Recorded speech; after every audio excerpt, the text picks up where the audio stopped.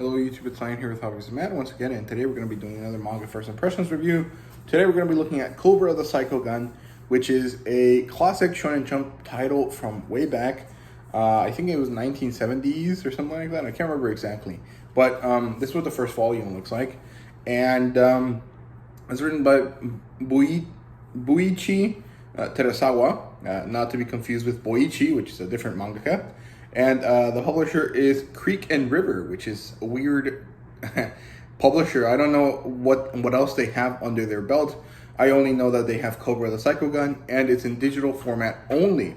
Viz at one point did start publishing this series, but they got rid of it a long time ago.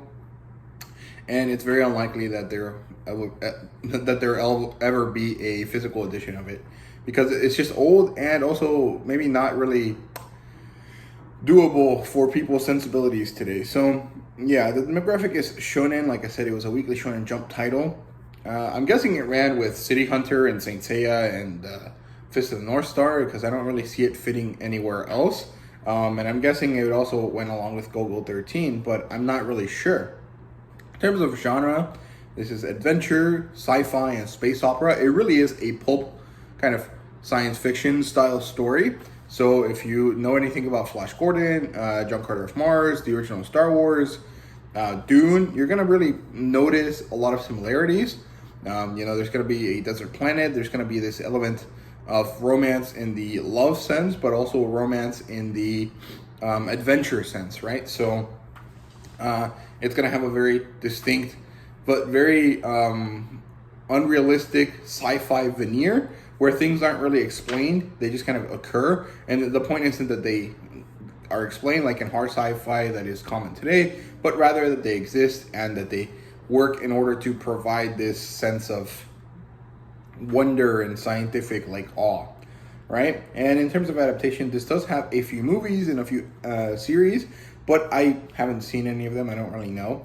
And in terms of the premise, I definitely recommend you don't look up the volume anywhere on Wikipedia. Just read the first one. It's free on Bookwalker, so there's no point in you looking for it, because you're not going to lose anything if you just get the first volume. But I recommend doing this because the Wikipedia page and anything else that talks about it is going to spoil kind of a reveal for you. And I definitely recommend that you don't do that, because this first volume doesn't really have anything to do with that reveal. So it's gonna maybe intrigue you, but also maybe kind of ruin a bit of the story. I don't know, because I haven't really gotten to that point, but I'm recommending that because, just stay away if you don't want to be spoiled for what it's supposed to be. And it basically follows this adventurer called Cobra, and he has another epithet.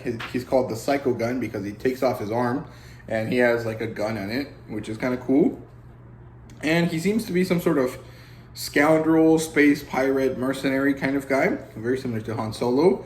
And he somehow ends up fighting this pirate guild, which is a group of people that are kind of chasing after him for some reason. It kind of does seem like he was a bounty hunter or part of this pirate guild, and then he broke off from them, and now he is, under their scope. He's like being chased in order to get rid of him, and he somehow eventually ends up helping this doctor lady called Utopia Moore, as she kind of evades these evil government people that are trying to steal something from her. And honestly, the story, the plot line isn't really that great. However, the setting and the art style is pretty interesting, so I definitely recommend you check it out, at least for that. Of course, it's free, and for some reason, this is fully colored. It does seem like they're selling it as a comic book, even though it is clearly a manga. It's written by a Japanese author. It is from Japan. It is in Weekly Shonen Jump. And the one thing that I do want to notice is that the art style is not going to look like manga. It's going to be very similar to City Hunter, but because it's in color, it does look more like a comic book.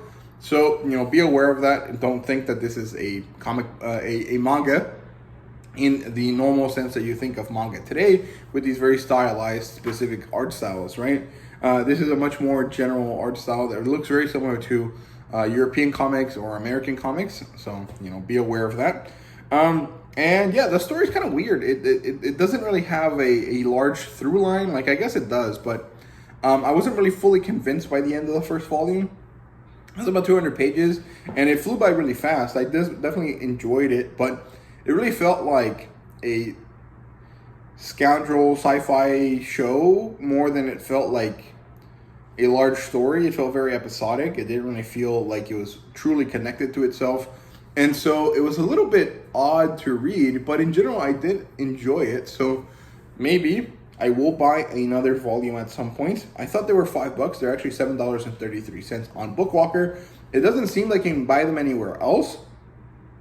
And I don't know why that is, but the first one is definitely for free all the time on Bookwalker. So definitely check it out if you find this to be even slightly interesting, because you might enjoy it. So yeah, that's all I have to say for you guys today. I hope you guys enjoyed the video. If you did, please leave a like, subscribe, and comment down below. Let me know what you thought. And thank you guys very much for watching. See you guys later.